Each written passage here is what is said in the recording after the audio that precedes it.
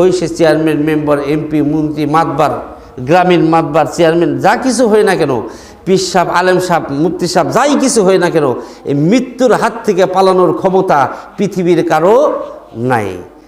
এই পৃথিবীর বুকে আল্লাহকে অস্বীকার করছে অসংখ্য মানুষ আছে, যারা নাকি আল্লাহকে স্বীকারই করে না, যে আল্লাহ বলতে কোনো কিছু নেই, নাথিং। আল্লাহকে, আল্লাহ বলতে কাউকে স্বীকার করে না। এক শ্রেণীর মানুষ আছে না? আছে। কোরআনকে স্বীকার করে না এক শ্রেণীর মানুষ আছে। নামাজ রোজা তো অনেক দূরের কথা, আল্লাহকেই আল্লাহ বলে স্বীকার করে না অনেক মানুষ আছে।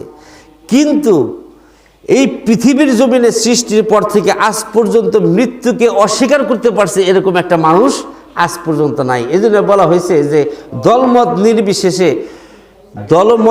নির্বিশেষে সকল ধর্মের, সকল বর্ণের, সকল গোত্রের জন্য প্রমাণিত সত্য বলে যদি কোনো কিছু থেকে থাকে, আপনার আমার মৃত্যুই সেই মহাসত্য। বলেন সুবহানাল্লাহ।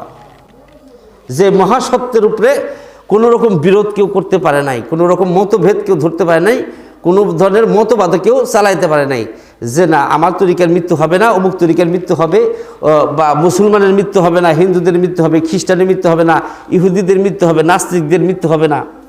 এরকম মতভেদ এই একটা জিনিসের উপরে কোনো ব্যক্তি করতে পারে। কোরআনের উপরে মতভেদ আছে না? অনেক মতভেদ আছে। গীতার উপরে মতভেদ আছে, বাইবেলের মতভেদ আছে, ইনজিলের মতভেদ আছে, তাওরাতের মতভেদ আছে, সমস্ত কিতাবের প্রতি মতভেদ আছে, সমস্ত, এমনকি স্রষ্টার উপরে মতভেদ মানুষ তৈরি করে দিছে, স্রষ্টাকেও ছাড়ে নাই। কিন্তু মৃত্যুর উপরে কেউ কোনো মতবাদ তৈরি করতে পারে নাই, আর কোনোদিন পারবেও না।